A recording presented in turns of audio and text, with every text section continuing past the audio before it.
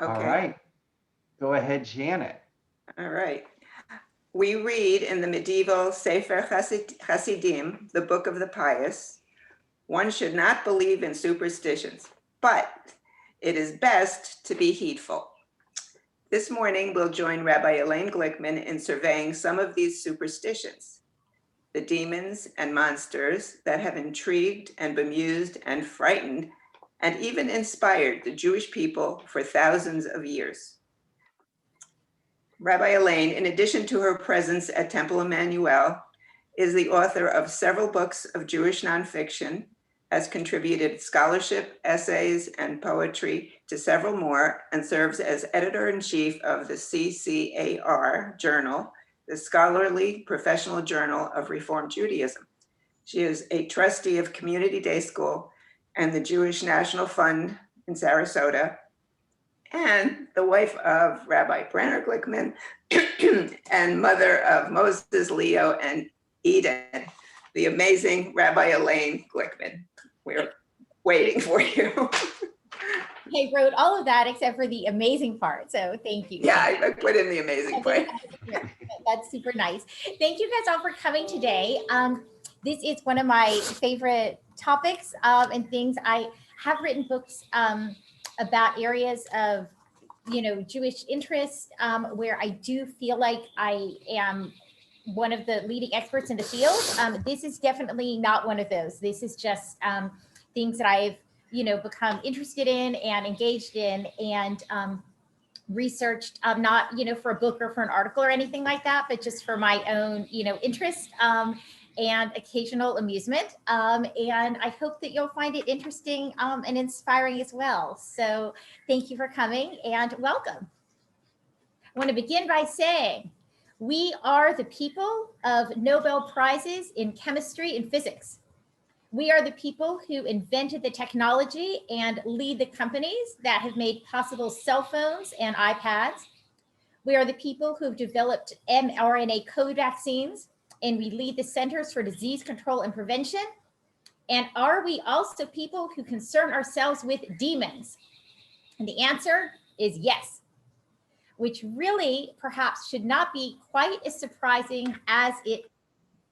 Think about the curiosity and think about the interest in the world around us and think about asking the questions and believing the things that no one else has asked and that no one else would ask.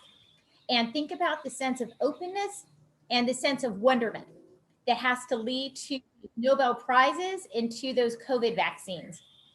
And of course, you could say that you would apply the same to wondering what is there in this world that we don't understand? What is there in this world that we cannot see? What is it in this world that we cannot explain? Think of a family member, think of a friend, maybe think of yourself whom you consider to be really capable and really smart. Think about how capable and how smart they are. Think about the capable and the smart things you have heard about them doing, or that you have seen them do, or that you have done yourself. Think about them. I am thinking about my grandfather, my mom's dad, who is a brilliant and amazing doctor. He could diagnose anyone and he could diagnose anything, even over the phone or in the produce section at the grocery store. Once he even treated Moshe Dayan. Now, as you're thinking about that capable and that brilliant and that smart person, think about a superstition or a quirk or a belief that they had that makes no sense. I am still thinking about my brilliant and amazing Dr. Grandfather who treated Moshe Dayan, who could diagnose anyone and anything anywhere, who also made sure that whenever we had big public events or whenever he displayed a family photo in his office, he always made sure that there was a red string tucked into our pockets or tucked into the frame. You know why? To ward off the evil eye, to ward off the demons. My brilliant and amazing and smart and capable grandfather And all of the brilliant, capable, smart, amazing people of whom you're thinking are quintessentially and perfectly Jewish. In Judaism, we have a rich tradition of rational philosophy, respect for science, emphasis on education, rhetorical argument, reasoned discourse. We also have a perhaps equally rich tradition of mysticism, of magic, of superstition, of demonology, and of folklore. Neither of these traditions can be fully or even adequately explained in an hour and 15 minutes, but we will give it a try. And as we give it a try, you're gonna have to bear with me as I figure out how to share my screen. Did that work? Oh, yay, good. Demons, vampires, golems, and the Jews. All right, let's start with the demons, or as we say in Hebrew, the shadim or the mazikim, the shadim or the mazikim. And here an illustration by the artist Alfred Feinberg that is titled Mazikim Going Crazy. The shadim is the name that is given for demons primarily in the Bible. Although both shadim and mazikim are used in the Talmud, mazikim is used almost exclusively by the Middle Ages and was favored, the term that was favored by Rashi. If any of you saw the horror movie that was available recently on Netflix or on Amazon Prime, I watched half of it before I had to turn it off. But the hero there is tormented by a demon who is called a mazik. What are the origins and the traditions of demons and demonology in Judaism? We might find it very strange, unbelievable even, that we have demons and demonology in Judaism. This isn't something that we're taught in Sunday school. It's not something that we speak about very often. It's something that we only have two references, and we'll talk about those in a second, in the Bible. The Bible and very strict Jewish tradition knows nothing, is unconcerned, one might say, with demons. But in the day-to-day life, the life not of the diagnosis and the rational philosophy, but the red strings and wanting to fend off the evil eye, those aspects are fascinating and immersive for our ancient rabbis. Even some of the greatest sages of the Talmud, the sages with whom we associate some of the great rhetorical arguments and some of the great decisions and discussions that take place in the Talmud, even they talked not only about the intellectual aspects of their faith, not only the issues of Jewish law, not only figuring out exactly how to apply this particular law in this particular occasion, but they actually talked about demons. What was it about demons? Demons were something that had their origins in decay or in disorder, or that led to decay or disorder. The shadim and the mazikim embodied something personified, you might say, something that didn't go along with the rabbi's worldview, didn't go along with how things, quote unquote, should be, didn't really make sense, or something that caused decay, something that caused disorder, something that caused pain, something that led to sin, something that came from sin, or something that came completely not having to do with sin, but again, caused disorder, caused decay, caused suffering, caused pain. The word shadim is used in the Bible in Deuteronomy chapter 32 and in Psalm 106, not to talk about demons per se, but to talk about sacrifice to a foreign god. The idea that the Israelites in the time of the Bible would be making sacrifices or paying homage or showing loyalty to a foreign god. Those gods were identified as demons, not because a biblical author believed in the existence of these demons or that these demon gods were there, but the idea that the Israelites would be turning away from God, be showing disloyalty to God would be engaging in these practices, again, that would show disorder in the religious system, and you might say a moral and a spiritual decay that was associated with demons, that was associated with Shadim.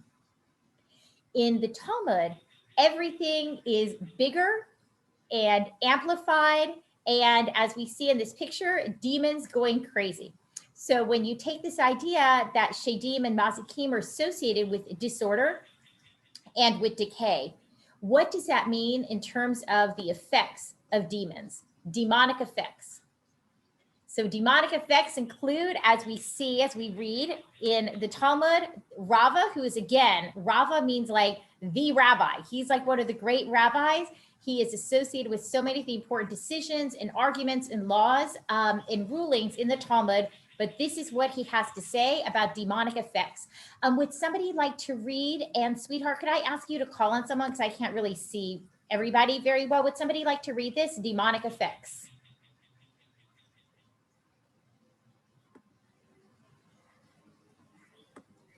I'm just looking for hands, Oh, but sorry. keep Yeah, your raise hand, if just keep your hand up if you'd like to be a reader, because I can't see everyone at once. Okay, Adrian Hutt will be our first reader. Thank And you, Adrian. Shari Paler, was that your hand up?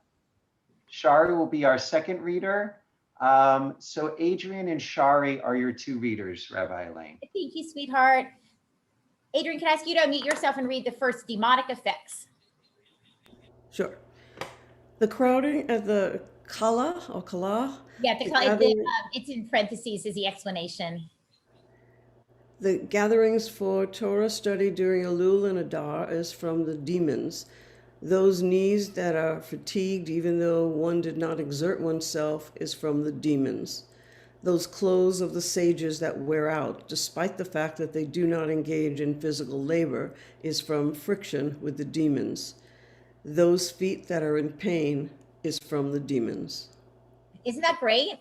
So these are the demonic effects. And this is the, I mean, we're such Jews, right? Like you think some people, you see like The Exorcist, there's like demonic possession and all of these horrible things. Like, what are we talking about? What are demons responsible for? Like us Jews, my feet, my clothes, I'm not engaging in physical labor. My clothes are still a mess. These are the effects of the demons. Now, there are others, but this is just my favorite that I wanted to bring out. So literally or figuratively, how are we to understand these demons? Are we to understand literally or figuratively? Let's say, Shari, would you unmute yourself, please, and be our next reader? Thank you, Adrian.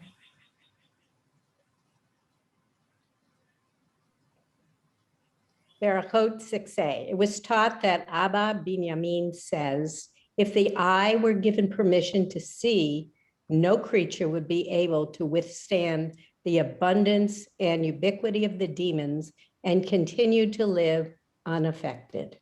Thank you. No creature would be able to withstand the abundance and ubiquity of the demons and continue to live unaffected. And I just want to throw that out for a second. The idea, and we'll get to in a minute, whether we're supposed to understand the demons as being literal or being figurative, but just to throw that out, whether you believe in demons or don't believe in demons, isn't that so true?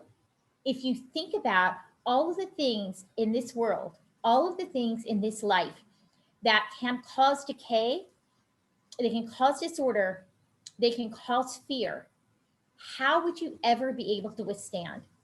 How could you ever go in an airplane? I mean, aside from COVID, if you started to think about all of the things that could go wrong, how could you get up in the morning?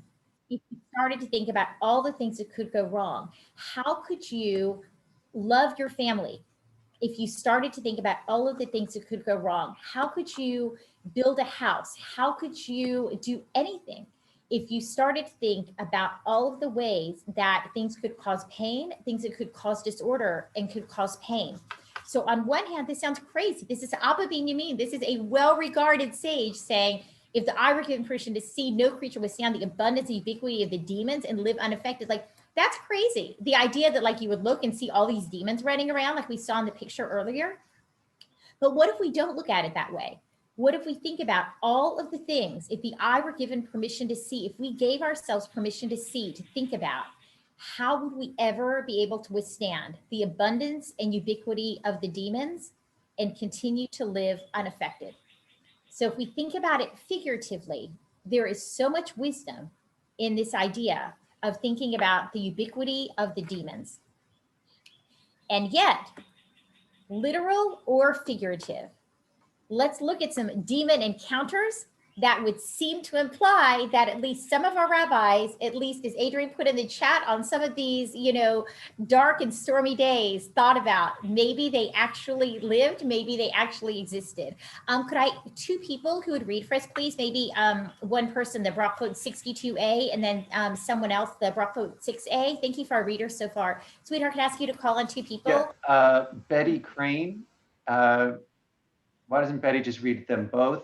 And Rabbi Elaine, can you just clarify brachot? What's that? Where's that from? When? Yes, brachot, that is a section of the Talmud. So far, these have all come from the Talmud. The Talmud is divided into multiple orders and sections. This is called a tractate. So one tractate is called brachot, which literally means blessings. And it's the first tractate of the entire Talmud. So if you start studying the Talmud, you don't get too far before you start thinking about demons. Betty Crane. Okay. Because fear of demons in bathrooms was pervasive, Abaye's mother raised a lamb to accompany him to the bathroom. An objection. She should have raised a goat for him. Response. A goat could be interchanged with a goat demon. Before Rava became the head of the yeshiva, his wife, the daughter of Rav Hista, would rattle a nut in a copper vessel for him. This was in order to fend off demons when he was in the bathroom. Isn't that brilliant? First of all, Jewish mothers, we've been around for thousands of years. The Talmud was codified in the 6th century. So before that, there's a guy and he's afraid to go in the bathroom. So, a Jewish mother is not going to say, you're being ridiculous, go in the bathroom. The Jewish mother is going to say, here you go, here's a lamb that will accompany you and will, keep you safe when you're in the bathroom. And of course, because, nothing the Jewish mother does, is going to go, unremarked upon. That wasn't good enough. She should have raised a goat. No, the Jewish mother does everything right. A goat could be exchanged with a goat demon, God forbid, he might actually accidentally be accompanied by the goat demon. And then the idea, it continues that, not only the Jewish mother, but the Jewish wife, his wife is not going to tell him, you're the head of the yeshiva, go to the bathroom. Don't be afraid. You know what? Here you go. I will scare away the demons for you when you go into the bathroom. Let's see. Our next reader, Betty, do you want to continue reading for us? Okay, sure. One who seeks to know that the demons exist should place fine ashes around his bed. And in the morning, the demon's footprints appear like chickens' footprints in the ash. One who seeks to see them should take the afterbirth of a firstborn female black cat, born to a firstborn female black cat, burn it in the fire, grind it, and place it in his eyes, and they will see them. They must then place the ashes in an iron tube sealed with an iron seal, lest the demons steal it, and then seal the opening so they will not be harmed. Rav Beve Bar Abaye performed this procedure, saw the demons, and was harmed. The sages prayed for mercy on his behalf, and he was healed. Thank you. Now, Welcome. This would seem to indicate that our rabbis took the demons not just figuratively, but literally, especially, right? The section, the second one about if you want to see that demons exist, place fine ashes around your bed, and in the morning, you will see the demons' footprints, like chickens' footprints in the ash. That's terrifying. If you're going to take, sorry, there's a plane going by. If it's hard here for a second, that is terrifying if you are to take it literally. The idea that there are so many demons around us when we're sleeping, God forbid, that if we put ashes around our bed in the morning, we will see the demons' footprints looking like chickens' footprints. How could you ever possibly go to bed? No wonder we sing that Hashkivenu at night, where we pray to God to help us lie down in peace and wake up to renewed life. And no wonder there are blessings that you recite in the morning. So it would seem here that our rabbis take the demons very seriously and very literally. And yet, the very section after this second text, right after, if you want to know how demons exist and this, clear idea that it's this clear implication, even explication, you could say, that our rabbis say, this is how you can see the demons, that yes, they definitely exist. What do you think happens in the very next text? You would think there would be discussion about how to conquer the demons, how to escape from the demons, how awful these demons might be. Here are 5 rabbis who didn't do the right thing and who were overcome by the demons. Here are some times that I've seen the demons and here's what they look like and here's what they said. Here are all the reasons we need to be absolutely terrified of the demons, and here are ways to get rid of them. No. The next section of the Talmud, the very next argument, has nothing to do with demons. Right after talking about how these rabbis saw demons and was harmed, about talking about how you can see the footprints of demons in your bed, the very next section, our sages turn to talking about how God wears tefillin. How when we pray, when we sing, when we study, God is present, and that God wears tefillin. Now, did our sages really believe that God wears tefillin? No. Oh my gosh. If you told one of the rabbis of that period, I understand, I saw God and God was wearing tefillin, you would be like excommunicated. That's nothing that they would take literally, ever, ever, ever, that God wears tefillin. So maybe, possibly, we're talking here about our rabbis almost just having a great time, telling some stories, whistling in the dark. It's certainly possible, right? When you talk about in one breath being able to see demons and then footprints and then lahavdil, being able to see God wearing tefillin, you have to wonder just how seriously these things are being taken. So I would argue that our rabbis are not necessarily saying, I mean, maybe, on certain kinds of days, when something goes bump in the night, they start thinking, like maybe this is really for real, and they would talk about it. But my thought would be that these are mostly stories of superstition, stories of folklore, that maybe there were times that our rabbis let themselves literally believe, but far more often, our rabbis were having fun and were enjoying themselves. And as our rabbis did, using these types of ideas and using these types of encounters to amplify their worldview. How could our rabbis possibly take something that seems to be as anti-rabbinic worldview, as anti-classical Judaism, as demons? And how could we find our rabbis taking these demons, it seems so out of character for Judaism, and using them to enforce Judaism and Jewish values and a Jewish worldview? That is going to be seen in our next slide.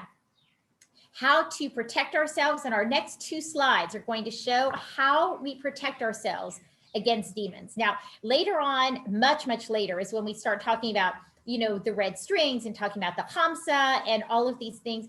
Those are all much later inventions, but our earliest rabbis, the ones who talked most extensively early on about the demons, about the Shedim and the Mazikim, there were some other ideas, but this was the overwhelming view of how we protect ourselves against demons. Does somebody want to read these 2 passages?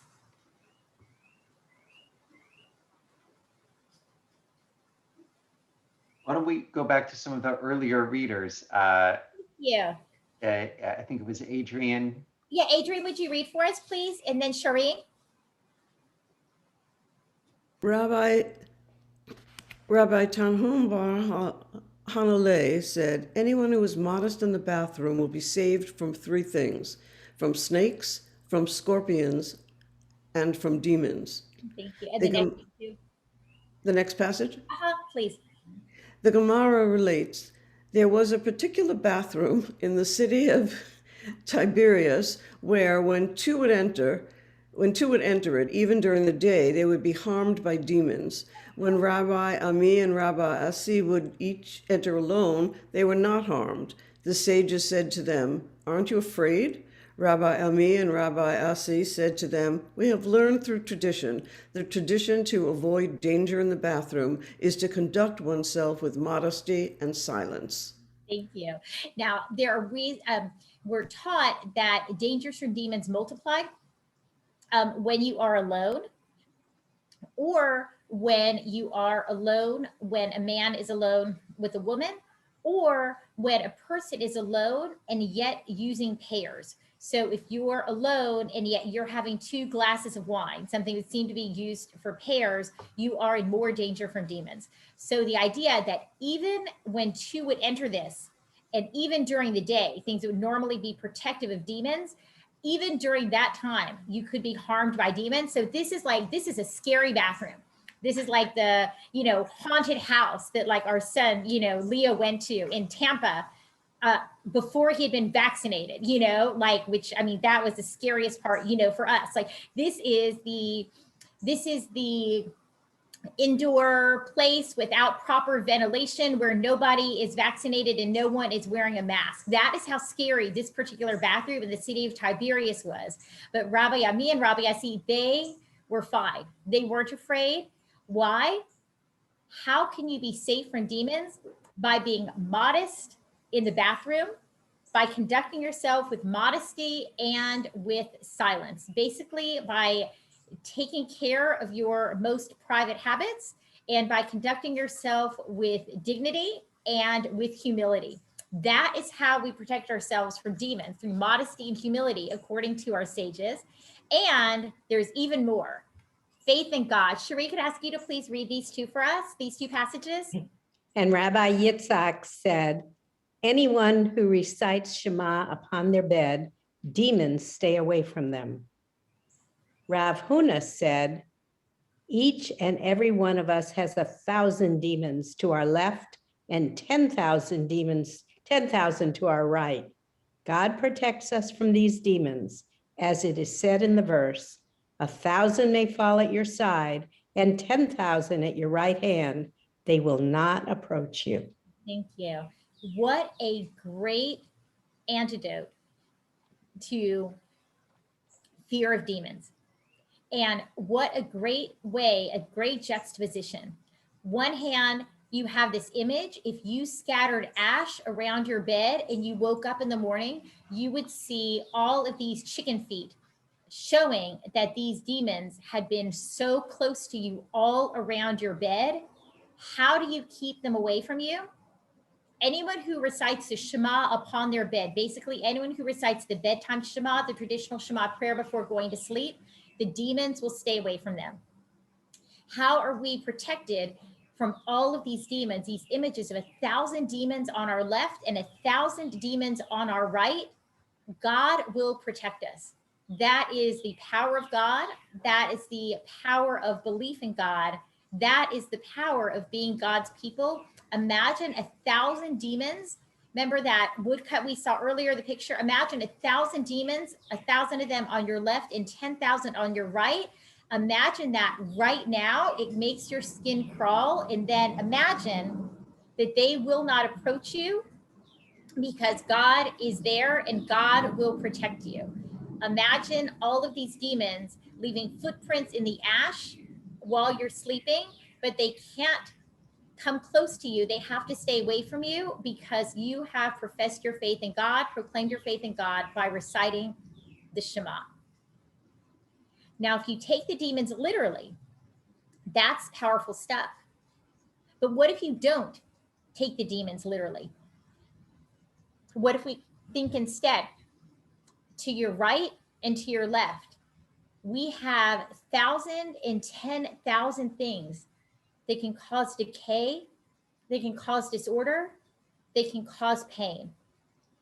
While we're sleeping, we have the worries that crowd us at night. They don't call it the dark night of the soul for nothing. They don't call it, lying awake all night worrying for nothing.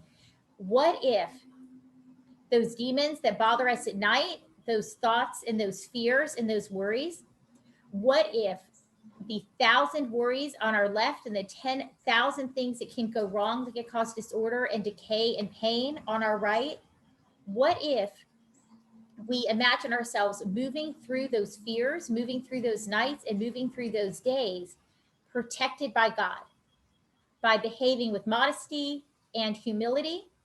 by reciting the Shema and our prayers, engaging in our Jewish rituals, in our acts, and believing in God and having faith in God.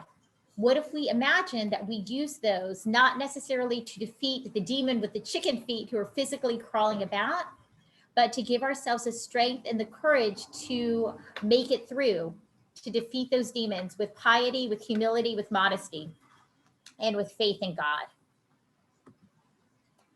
So what is so Jewish about demons?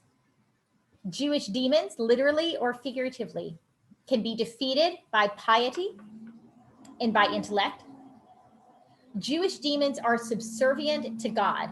There is no fear that there is one demon that's going to rise up and is going to challenge God. You can have 11,000 demons surrounding every single person in this world, and God can protect them. Jewish demons are subservient to God. It's very different, as I said, from the model of, for example, The Exorcist, where you have to, where God and a demon are, engaging in sort of hand-to-hand combat, and who knows what's going to happen. This is known from the start that God is always going to win. Jewish demons are always subservient to God. And we find that in all of the superstition, all the folklore, all the demonology. That is one unifying Jewish characteristic, that there is never something that can actually rise up and can actually challenge God. And we also find what's so Jewish about demons, that Jewish demons have common elements with those of other cultures, but also definitively Jewish elements. And I have other things, vampires and golems to talk about. So we're not going to talk about, we're not going to talk a lot about, the individual demons, but there are some that have, very clear relationships to other, Near Eastern cultures, but they are always infused with a definitively Jewish element. And the one example I'll say is a figure of Satan. It's a figure of Satan who in Christian tradition is a rival with God. That Satan is right there next to God, challenging God or Satan. Who's going to win? Is God going to win in your life? Is Satan going to win in your life? Satan is actually a Jewish invention called Satan. Satan makes his appearance in the book of Job, where he is the angel who says to God, what's with this guy Job? He is only pious because you've given him so much. And Satan challenges God. He's like this adversarial angel who goes around basically stirring up trouble, but he is always subservient to God. He is always, always subservient to God.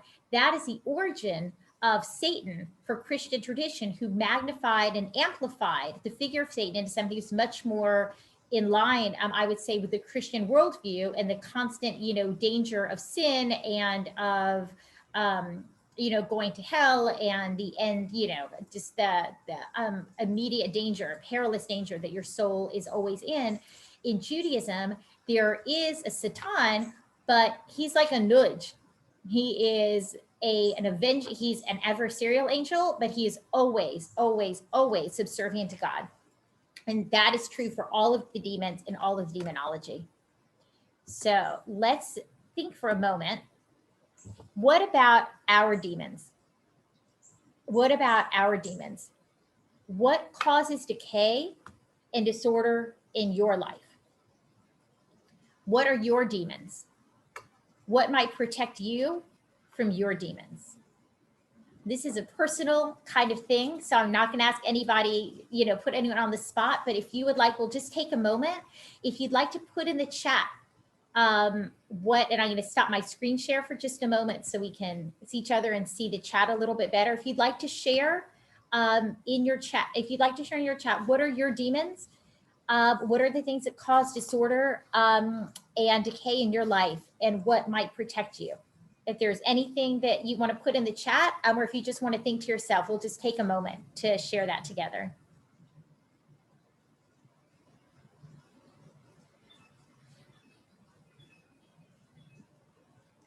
Oh, and while people are thinking, oh, good. Thank you, Judy. Poor health in a family member. Yes, absolutely.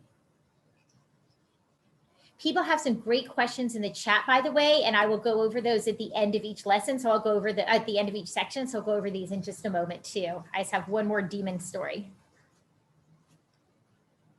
COVID, yes, absolutely.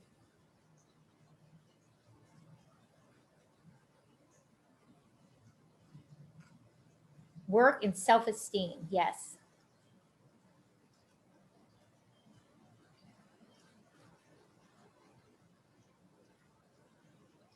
Overeating and eating the wrong foods, absolutely. Decision making, yes.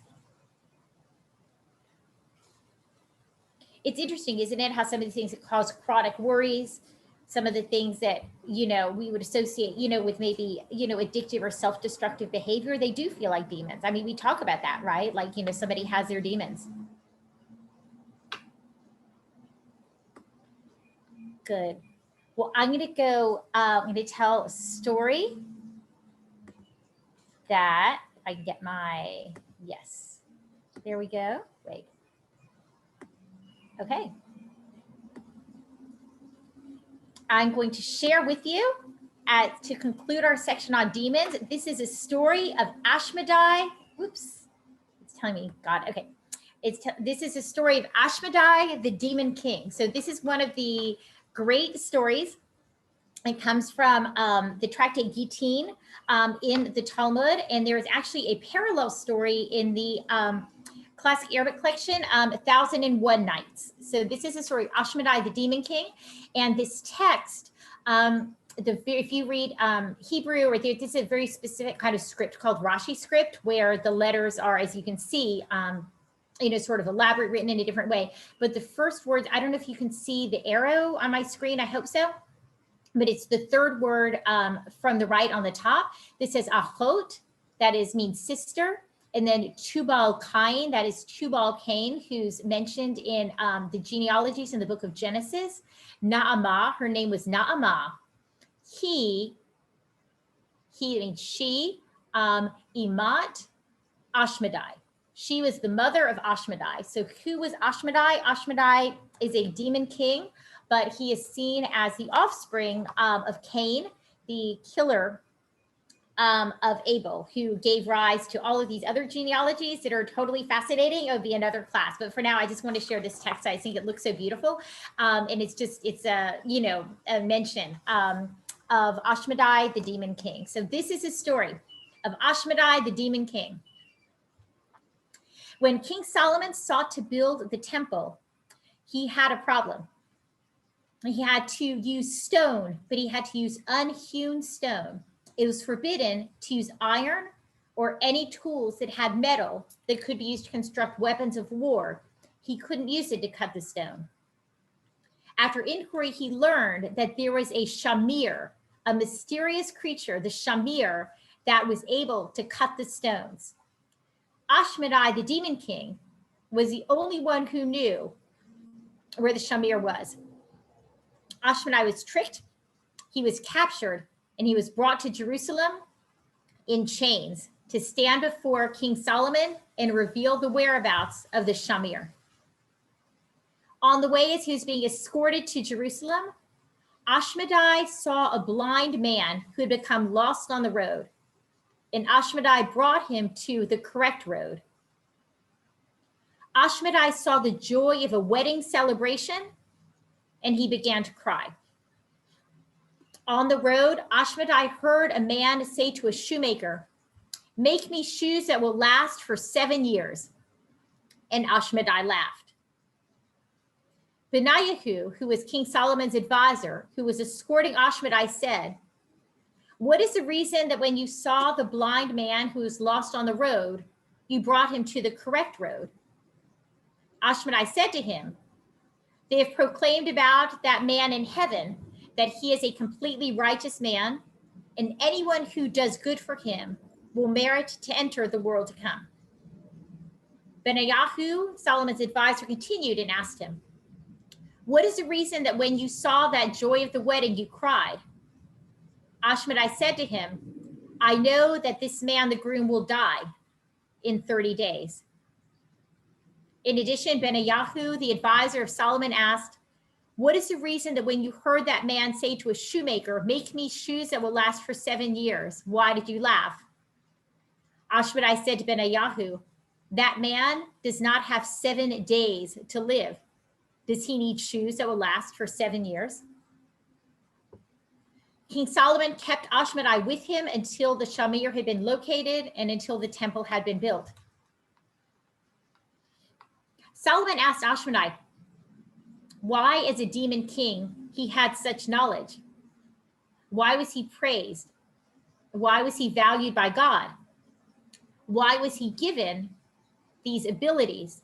Why was he given these talents? Ashmidai said to him, do you see your ring? That ring that is engraved with God's name, that ring that is a source of all of your power, that ring that links you to God, that causes the link between heaven and earth. Solomon said, yes, I see my ring. Ashmidai said, give me your ring and I will show you my power. King Solomon gave Ashmidai, the demon king, his ring, and Ashmidai swallowed the ring.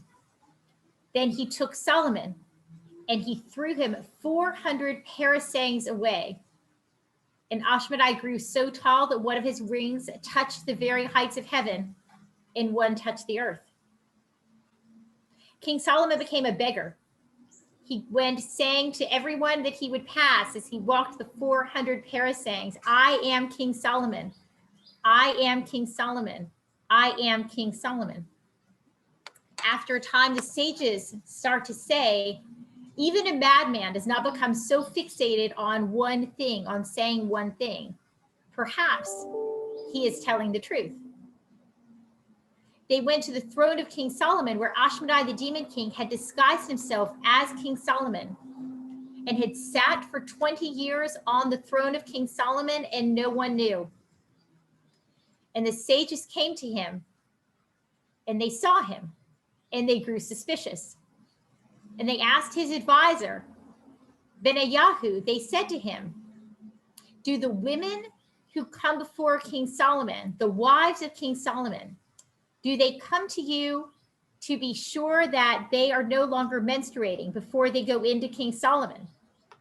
And Benayahu said, now that you think about it, no. Now that I think about it, now that you know, they used to do that, but they haven't done that for the past 20 years. So then the sages went to the wives of King Solomon and they said, when you go into the king, does he ever remove his socks? If you remember, the demons, as we learned that earlier passage, they have the chicken feet. And the wife said, no. Now that you mention it, for the past 20 years, he has never removed his socks. And the sages and Benayahu went into Ashmidai and they confronted Ashmidai. And Ashmidai fled. And King Solomon returned to his throne and he ruled for the rest of his reign. And that is the story of Ashmidai, the demon king. I see I'm going to stop my share. And that is our section. That is our story about demons. I know some people put some questions in the chat, which I'm happy to take. Let's see. So if people have, maybe I'll start answering these questions in the chat. If you have additional questions, if you want to either put them in the chat or if you want to raise your hand. Brand, if you don't mind, I know you've got your screen off, but I'm assuming you're still there. There you are. Thank you. If people raise their hands, would you just call on them as I'm kind of moving through? Joan had asked, is there a connection between demons and placing stones on graves at the cemetery? Okay, I did not know this until our Israel trip in 2019 when one of our bat mitzvah girls, Alana Herman, we were at Har Herzl, we were at Mount Herzl in the area, you know, where all of the, you know, soldiers and the great leaders of Israel are buried. And we were someone was talking about the tradition of placing a stone. And Alana said, that's to keep the soul in place and to keep it from following you home. And we were all like, what? Where did you learn that? She said, well, it just makes sense. Minds fully blown. Totally went home and researched all of that. And yes, that is in part, for that is probably the origin of the superstition, the tradition of putting stones. Now, we talk about it now, it's what we do because, we don't put flowers, it's the same thing as putting, the plain pine box, we put the body, it's all very natural. We don't overly adorn the grave, but yes, probably to keep the soul from following you home, from rising up out of its grave, to keep the soul in its place. Yes. So yeah, there is a connection between, demons or between spirits. It would be unrest and putting them on the graves. Is there a connection when he's seeing demons and schizophrenia? That's a really interesting question. And that's a really interesting issue. And that is actually, one of the tragedies, I think, the stuff, the demonology and this study, I think is really, it's fun and it's interesting. And it's intriguing, but it can also be very tragic. The idea that, there is a connection between, seeing demons, schizophrenia, having visions, whether, someone really has visions, they're, elevated to a higher spiritual plane, or we think of more likely, they suffer from mental illness. But the idea that there is a spiritual malady, if you will, that, it's not a mental illness, it's not that it's spiritual. The idea that it would be something that would, cause someone to be seen as less worthy, as less holy, if you will, that is really a tragedy. And the idea, as we've seen in some cultures, that, someone who seems to be suffering from mental illness, or schizophrenia or seizures or anything like that would be seen as, spiritually deficient in some way and would be treated, with really just, horrific, quote unquote cures, or exorcisms or things like that, rather than given the attention that, the mental, the treatment, the mental health treatment that they actually required. So yeah, I think there is a connection. Sometimes people associate, seeing demons and demonology and this sort of thing, with mental health conditions. But that's really a tragedy for the person who suffers and, for our society that enables it. Judy, I love this. Is that why women often go to the bathroom with another woman when at a social event? I want that to be true so much. And I love that you put that in. That's like the best remark ever. And thank you. So those are the questions. Oh, and does a mezuzah protect the home from demons? Yes, because absolutely. The idea that the mezuzah is, yes, it's an amulet, right? And, it's got, it's got magic words, you might say in this context, written on scrolls. Definitely. It's seen as protecting home from demons. And, if you think about, right, what do we put, the letter is Shaddai, which, is literally, Shomrei Dol to Israel, the one who guards the doorposts of Israel. Yes, there would definitely be a connection, whether you imagine them as a, physical, actual demons, or whether you imagine them as the, as we talked about sort of the, metaphorical, if you will, demons. Yes, the idea that there is a protection, that there is a magical quality to the mezuzah, that is absolutely 100% the case. Yes. Let's see, the tradition of name, yes, using a living person's name. Yes, that is part of Jewish tradition, although it's really specifically Ashkenazi Jewish tradition, as Adrian asks. The tradition of not naming a baby using a living person's name to avoid the angel of death making a mistake and taking the wrong person. Yes, that is definitely a Jewish tradition, but it's Ashkenazic. Sephardic Jews actually will name children after living relatives. And as I said, shows, that a lot of our suspicions and superstitions are not necessarily always Jewish in origin. But they come from other cultures and surrounding cultures. So that is probably a superstition that was adapted, from the Ashkenazic communities in which we lived, and was not adapted by the Sephardic Jews because it wasn't prevalent in the communities where they lived. So, okay, I see about the tradition of spitting 3 times and going out the same door and poo, poo, poo. All of those are great, and we can talk about them if I have time at the end a little bit more.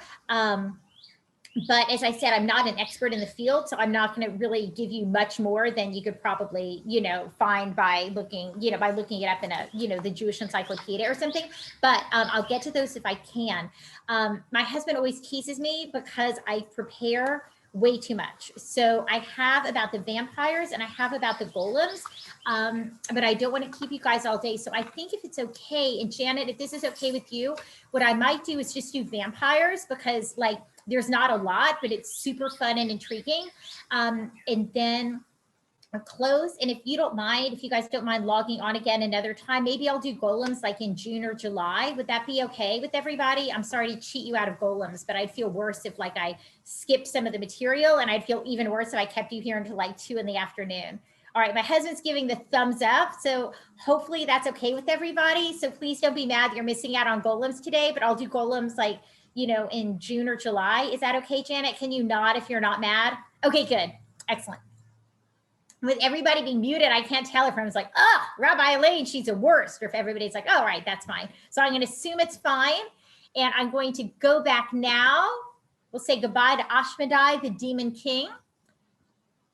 We'll say hello to vampires. This is my favorite picture that I've ever seen. I used to watch, I still do sometimes with my daughter, this like awful like CW teen series called The Vampire Diaries. And Haaretz, the Israeli newspaper, had an article about are vampires Jewish, and I totally stole this picture.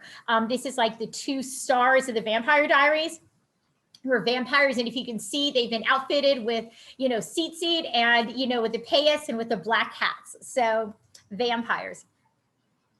Do Jews believe in vampires? Despite this fabulous photo, the general answer is no. Generally, Jews don't believe in what we call today to be vampires. However, don't lose hope, because we do have some vampire references and some vampire teachings that I would love to share with you now. We really see references to what we would understand most today as vampires in medieval texts.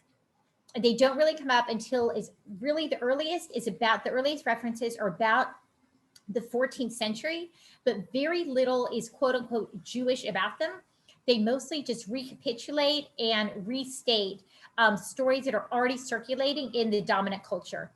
Even the most common name for vampires in these texts, in the Jewish texts and medieval texts, is Stria, or Estrei in Yiddish. If you've heard Estrei, stories of the Estrei in Yiddish, it's derived from Stria. And even that word Stria has as its cognate nothing in the Hebrew language, but it's similar to the Strigoi, which is Romanian, Striga, which is Albanian, or Straja, which is Polish. So not even the name is Hebrew in origin. Now today there are modern Hebrew words. You'll hear arpad or akpad for vampires in Hebrew, but that is entirely modern. That's not related to there's no Aramaic root, there's no Talmudic root, there's no there's no root in the Bible or anything. It's a modern Hebrew adaptation, just as Stria and Estrei were probably adapted from the Romanian Strigoi, the Albanian Striga, and the Polish Straja. This is a picture of Estrei, which I just thought was kind of fun and entertaining, so I was gonna put it there to share. What we do have, which is interesting,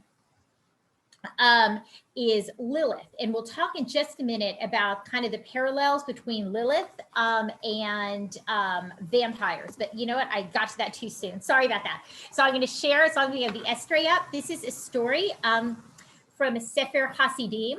This is, again, from the Book of the Pious, although this dates from quite a bit later. There are women that are called Estrei. They were created at sunset, before the first Sabbath before creation. God had time to create their bodies, but God did not have time to create their souls. And to show the importance of Shabbat, that not even God would create on Shabbat, God left them unfinished so that Shabbat could begin.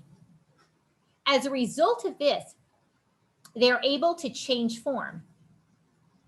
There was once a woman who was an Estrei, and she was very sick. And there were 2 women who were with her at night. One woman was sleeping and one was awake.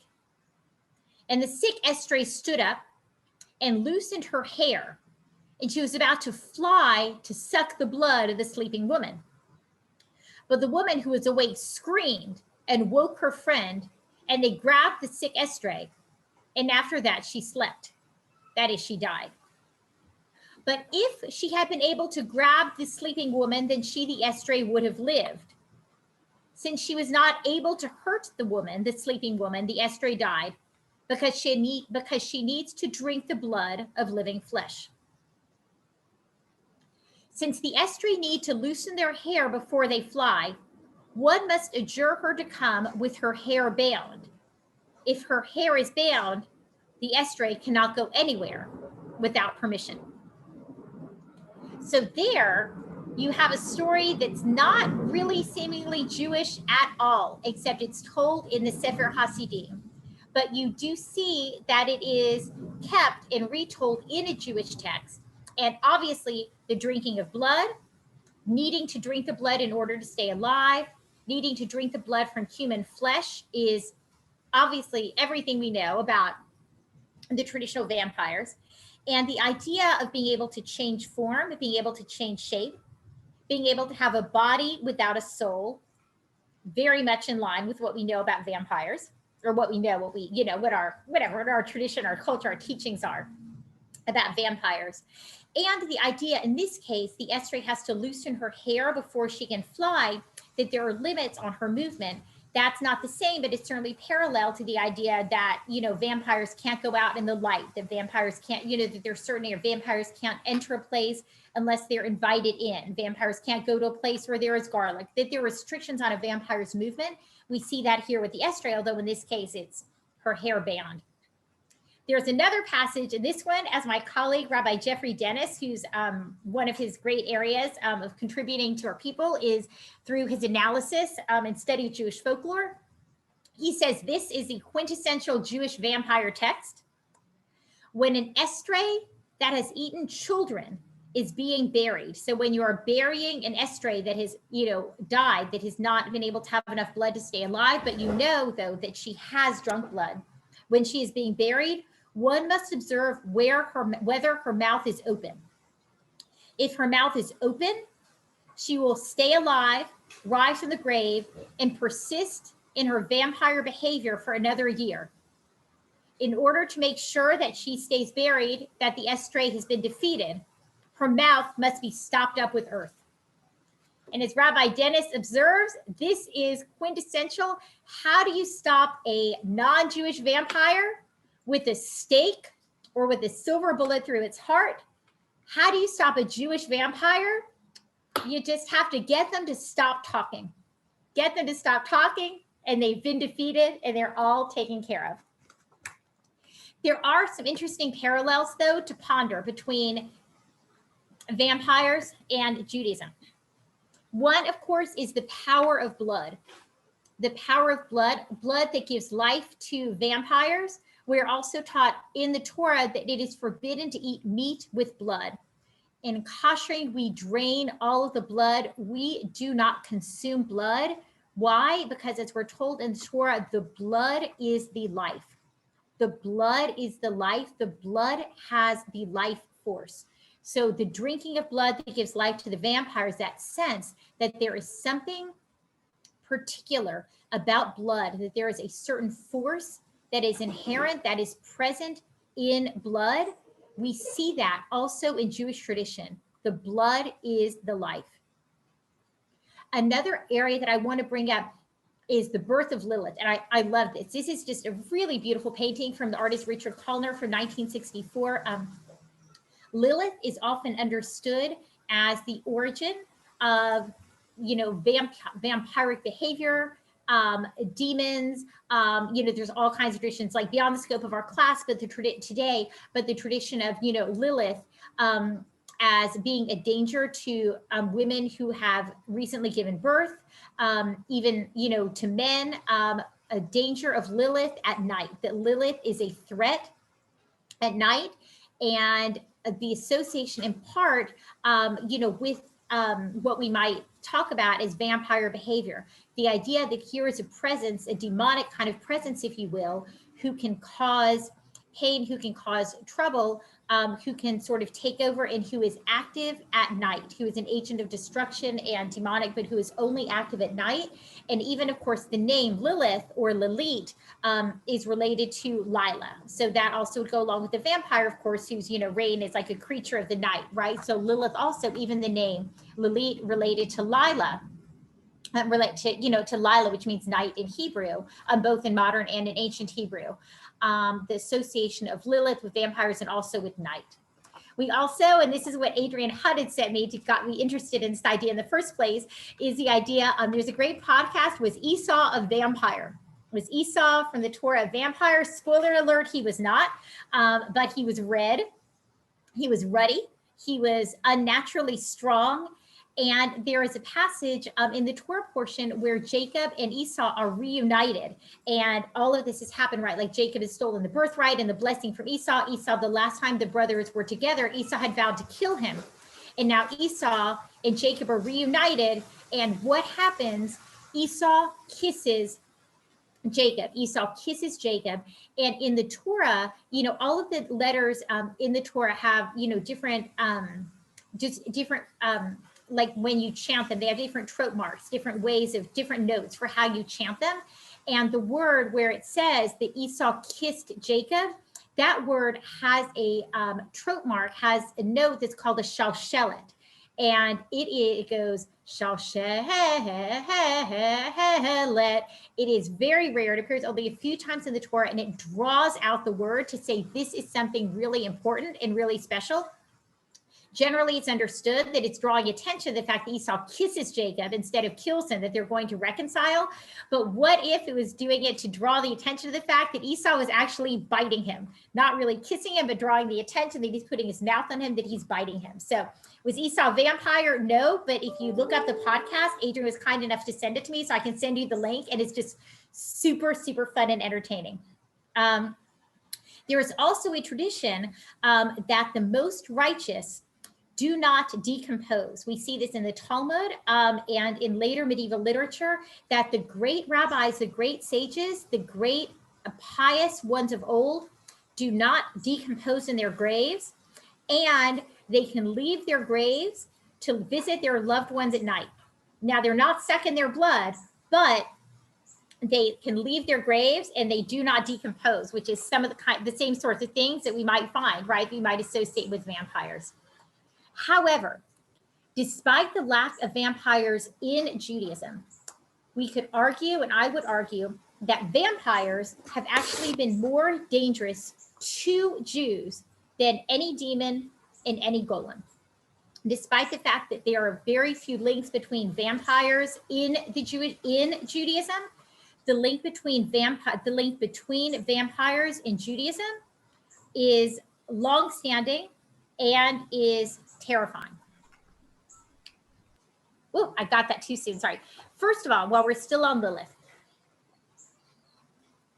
there is a fixation in religion, especially in Jewish tradition. It does talk very little, as I said, about vampires. But what is talked about in Jewish tradition about vampires generally focus on female vampires. The idea of focusing on female vampires, on Lilith, as a source of danger, and even the danger of loose hair. The idea that a female vampire or a woman is most dangerous when her hair is loose. It speaks to and it parallels a misogyny, a fear of women, and an othering of women, especially powerful women. When you associate a woman with a vampire, when you associate a woman with a demon, when you associate a woman that visits and preys upon people at night, it reinforces certain elements of misogyny that are inherent in our world, in our society, and really have been built into our society, I would argue, from the very beginning. What's really interesting is that this figure of Lilith, which until the 1900s was seen as always bad, as always frightening, as always evil, has been reclaimed in Jewish feminism and among Jewish women. So now this picture, for example, this drawing from 1964 of Lilith, you never would have seen this earlier. before the 1900s, every image of Lilith would have been in black and white, would have been scary, would have been terrifying, would have been threatening. So just as you see an understanding and kind of a deconstruction of the way in which we've talked about women in the past, you see a different understanding of Lilith. And I think maybe a re-examination of some of these traditions about vampires. Another way that they have been, vampires have been more dangerous to Jews than in Jews is, of course, the anti-Semitic imagery. The National Library of Israel quite convincingly argues that Julius Streicher, who is the,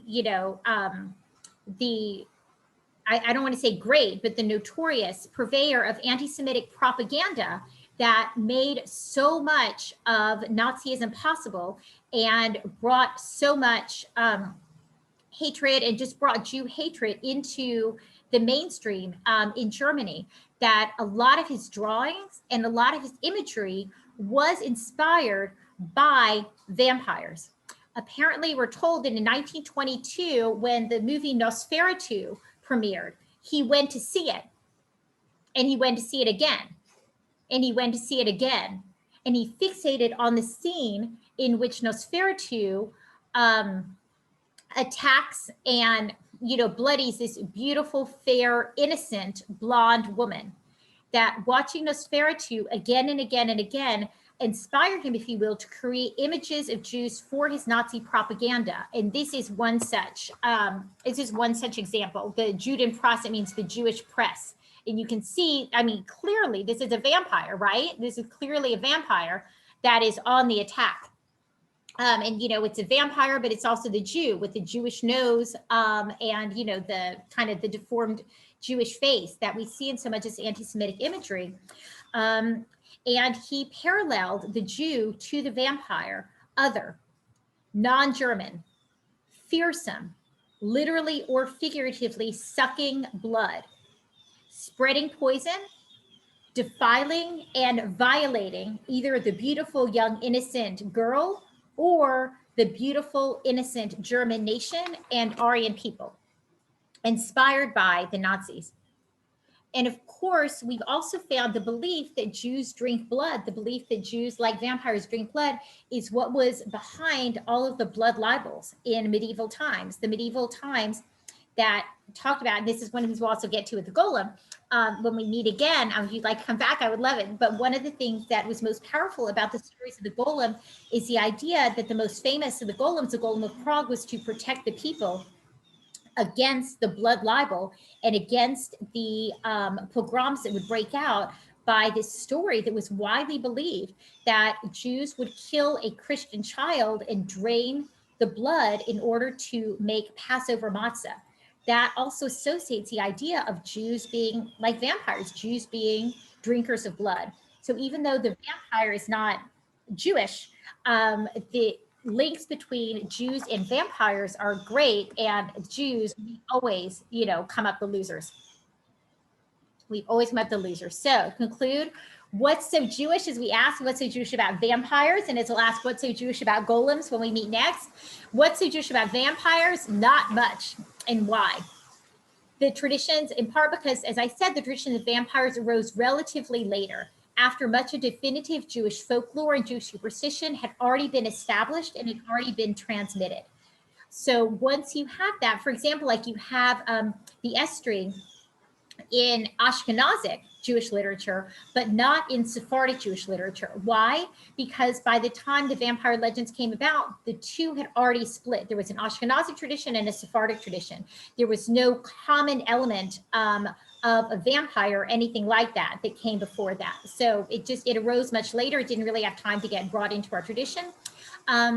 Also, the consumption of blood, as I said, is just so anathema, is so foreign to Judaism. We're not going to pick up on something where that's a regular thing. It's just something that's such a hard limit for us that we're not going to embrace a figure that in any way requires the drinking of blood as something that's part of our own. And the last one that I find fascinating, the change in status from a human to a semi-divine being. It's of course a vampire is a semi-divine being, and how do they change their status? One vampire creates another vampire. So one vampire can make a human become a semi-divine immortal being. No way. Even more than the consumption of blood, that is a hard no in Judaism. The time we do see human beings given divine or semi-divine status, but it is always, always, always because of God. I have to cough. Hang on one sec. Sorry. Sorry, I've been talking so much. It is so we do have accounts in Jewish tradition of humans being transmuted into angels, but it is always done by God. The idea that a human being can do that to another without God, that a human being can be made semi-divine without God, is a hard no. Hang on, sorry. All right. So I'm going to stop talking for a second. Can I ask, actually, I'm going to go get a glass of water, excuse me for a sec. Brenner, can I ask you just to share a couple of thoughts or anything while I get some water, and I'll be right. I don't have any thoughts. Boy, talk about being thrown on the spot there.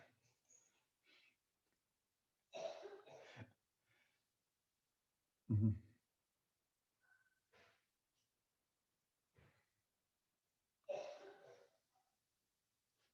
Ellen, go ahead if you can unmute. Ellen, you have to unmute.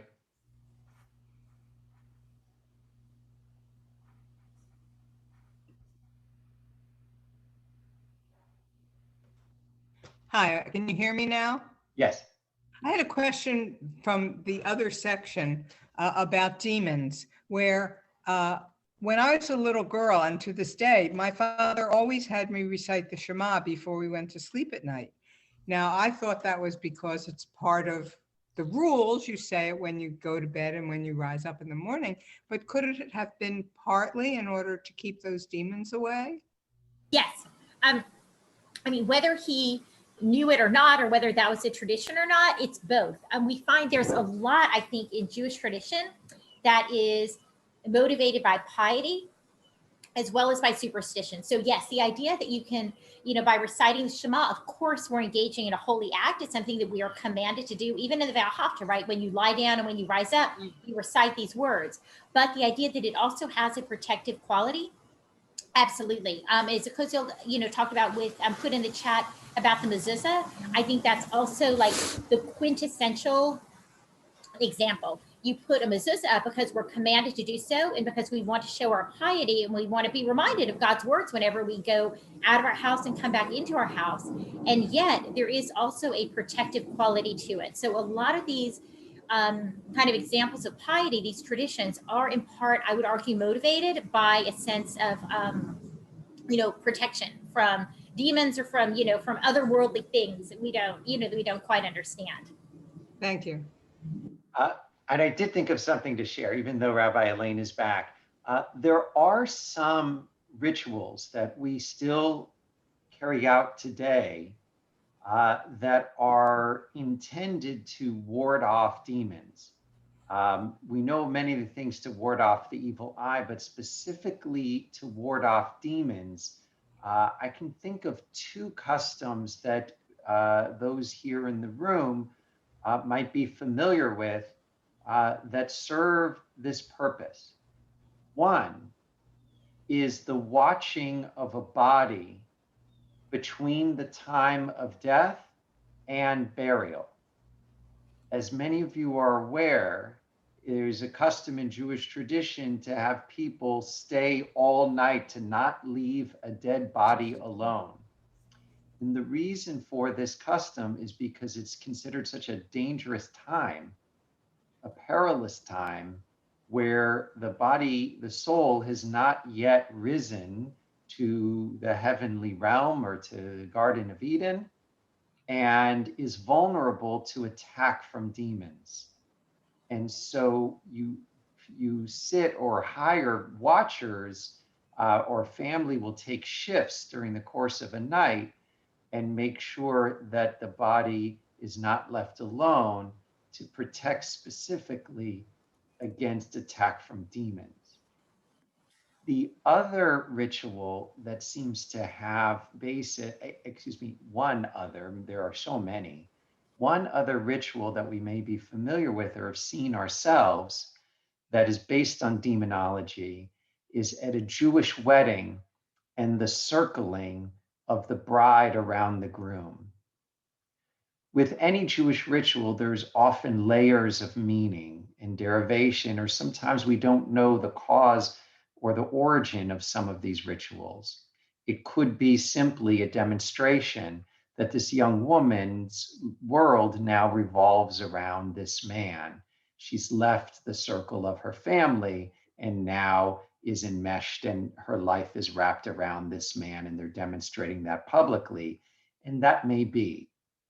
But it seems with strong probability that the first origin of this ritual was actually the woman circling and protecting her husband from demons, sort of he's mine, stand back, get away. That ritual of walking in circles around someone is to protect them from the demons, which frankly is a nice thing for a wife to do for her husband. Thank you.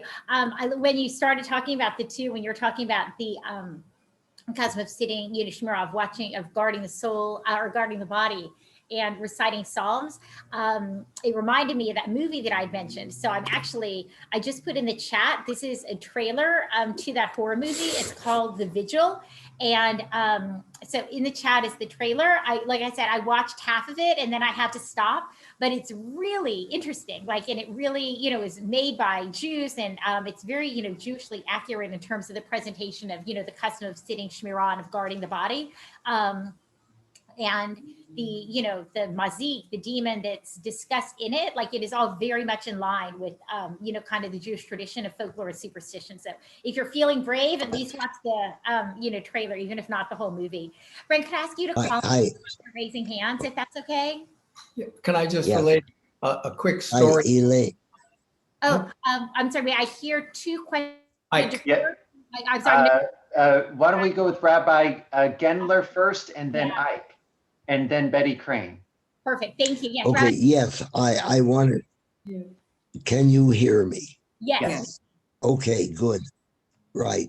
So, in the old days, one year when the ritual committee wasn't looking, we initiated a sleep service at our temple, and people were invited to bring sleeping bags or blanket rolls, and the service was built around the Kriyat Shema al Hamitah, the full prayer on retiring. And I wanted simply to mention that the full evening prayer, which someone referred to as always reciting the Shema, in the full version, you have the request for protection, and then we invite the angels, Michael at my right, Gabriel at my left, Uriel before me, Raphael behind me, Shechinatel above me. So that would certainly confirm the fact that this is both tradition with overtones of addressing those lurking threats. Absolutely. And again, right. Thank you. That's beautiful. And right, that when you look at the full text, it's very, very explicit. And again, the idea that we're calling upon, invoking these angels, though, as protection, it goes, it goes along exactly with the idea. It's this mix of, piety and also affirming, belief that, God's agents are more powerful than these demonic agents. But it certainly, it doesn't hurt to recite the Shema. It doesn't hurt to, remind these agents, please come, be with me. I don't know what kind of, or in the ash. Thank you so much, Rabbi Gendler. I appreciate it. Right, Koziel. Yeah, there were very few times in my life when I've been scared, but as a first-year medical student, I had once a week job of working as a night watchman in a funeral home. So I would walk through all of the rooms on a regular basis for fire protection and all that. And I walked into one room and suddenly I thought that the body had stood up. Well, in fact, it was somebody sitting with a Jewish person, and scared the demons out of me at that point. And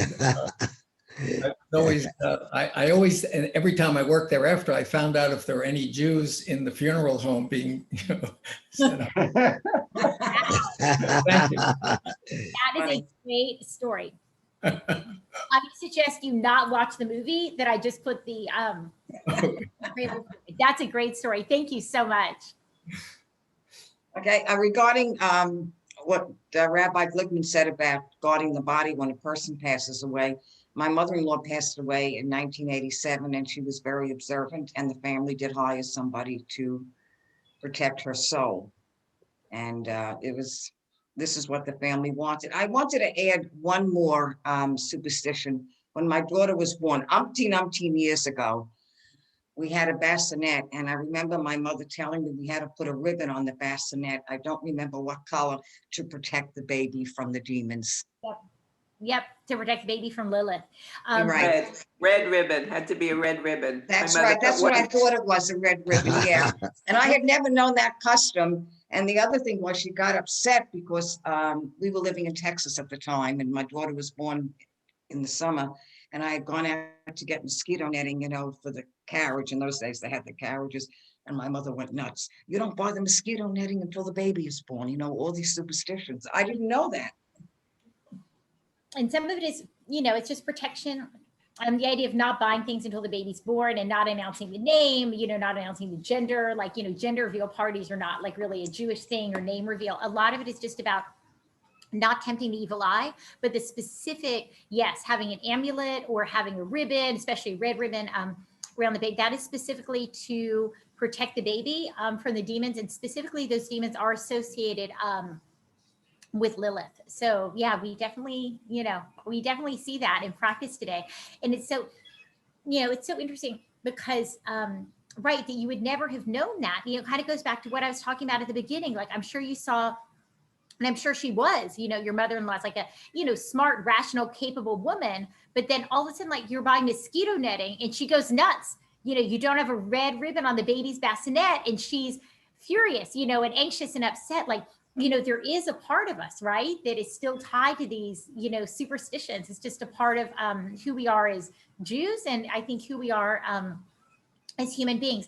And there's one other thing, though, that, you know, I think is true about, especially about the practices with keeping the baby safe, you know, both before and after birth. It's like a mother and a baby are so vulnerable, you know, right before birth and, you know, right after birth. It's a time of such vulnerability and such, you know, anxiety and such fear, and so much that we can't control. So I would say in some ways when we talk about the fear, like, you know, fear of tempting evil eye and the fear of demons, we're talking about, you know, really like a figurative, you know, kind of fear. All of the things that could cause decay, disorder, that could cause pain, that could cause things to go wrong. I think those fears, we sort of embody them in these fears of, you know, demons and the evil eye. And there's so much that's out of our control right before and after the birth of a baby. But, you know, it makes us feel that we have some control. Like, if I don't buy mosquito netting before, if I put this ribbon, you know, on the baby's bassinet, if I put the baby, you know, if I put an amulet around the baby, we feel like, okay, we can keep them safe. We are fine, we're great, we can keep them safe. And we know maybe, you know, down our kidneys that we can't, but it does give us a sense of control that I think is really, you know, is really powerful and that we really crave at a time like this. It is 11:57, and I don't like to keep things past, you know, an hour and a half. So if people have other, you know, questions or anything like that, I'm happy to, you know, kind of save them up. And if it's okay, if you don't mind coming back, we'll do Golem again. We'll do Golem if I, you know, come back, in June or July. Okay, so save your questions for then if you would, or just, feel free to shoot me an email. You guys all know my email address. But I'm so glad to have gotten to be with you this morning, into this afternoon. Thank you to Janet for inviting me. Thank you to my wonderful husband for making sure everything ran smoothly. And I, look forward to seeing all of you soon. Brenner, Janet, if y'all want to, have any closing remarks, I'd be grateful. And thank you again for everybody's time today. Thank I you, would- guys. Yeah, I would like to do closing remarks if I may. The amazing thing to me is this is a subject you don't consider yourself an expert on. It is just unimaginable how much you know that this is not even something that you consider yourself an expert. It was a fantastic morning. Thank you so much. Thank On you. behalf of the whole adult Thank you. committee, and Ellen. Janet and I I just learned a whole bunch. And Ellen, I didn't mean to not invite you to close. I only see a few people on my screen. I didn't see you. I'm sorry about that, but thank you. That's so nice of you to say. And we're delighted to great. have you coming back soon to tell us about the golem. Golems, right. We can't wait. Thank We you. can't wait. Oh, yeah. Wonderful. Thank you, Rabbi Elaine. Thank you. Yasha Koach, fascinating lecture. Thank you. Fascinating. Have a great day, everybody. Great. Thank you. Kavod. Thank you. Thank you. I leave. And just wait for the golem, because she actually is an expert in golem. So on that matter, she actually does have expertise. Bye-bye. No doubt. Terrific. Really fun. I hope we'll see you all next month or in 2 months. Thank you, Rabbi Elaine. That was wonderful. Oh, thank you, Joan. Thanks for coming. Oh, it was so interesting. It's pretty exciting to go back and read all that because it's so prevalent today because there's so much of it. Yeah, it's interesting, isn't it? Like Yeah, it's really up to date. Ecclesiastes, right? There's nothing new under the sun. Thank you. It was wonderful. Thank you. Bye-bye. Bye. Thank you. Thanks, Bye. Have a everyone. great day, everybody. Bye-bye. Good day. Be safe. Be well Have and a be blessed safe. day. Yes.